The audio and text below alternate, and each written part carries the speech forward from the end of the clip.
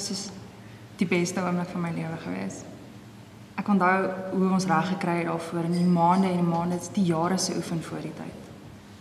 Maar ek en my pa het al saam gedoen. Hy was nie net my coach nie, maar soos my vriend en my support en absoluut alles wat ek nodig gehad het in daai jare. Ek het dit vir hom gedoen. Hy wou dit nog altyd doen en hy kon nie. Hy het net nooit die kans gehad nie en ek kon. En hier is ons. En die stadion is groot en daar's duisende mense en hulle almal kyk. Al kyk hulle nie spesifiek vir jou nie of nie vir jou item nie. Jy voel heel bo aan die wêreld en jy weet as jy oor daai wenstreep gaan en jy's eerste, dan is jy heel bo aan die wêreld. Daar's geen hoërpunt nie. Jy het jou lewe lank gewerk daarvoor.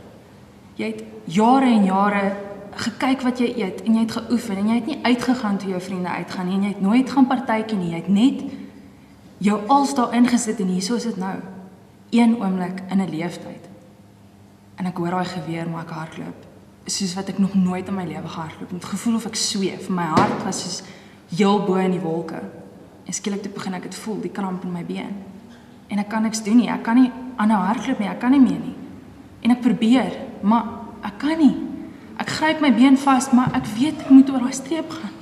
Dit is vir my pa, hoe kon ek hom so teleurstel? Hy wou dit dan so graag gehad het en ek sou dit vir hom doen. Maar soos wat ek aanhou hardloop en die mense my aanhou cheer. Die ander mense is lankal oor die wenstreep, maar ek probeer nog aangaan. Met die kramp en als, maar ek huil. En die hele crowd cheer vir my, al die duisende mense. En daar kom my pa uitgehardloop. En hy staan met my op die tartanbaan. En hy hou my vas, maar ons albei hardloop terselfdertyd oor daai wenstreep. Ek was so teleurgesteld in myself.